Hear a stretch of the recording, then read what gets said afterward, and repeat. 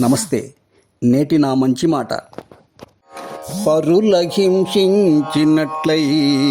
పాపమగును, పొందు పరులకు మేల్చేసి పుణ్యఫలము. వేదాంగములు చేయు బోధ ఇదియే, మరచిపోబోకుమిప్పుడు నా మంచి మాట.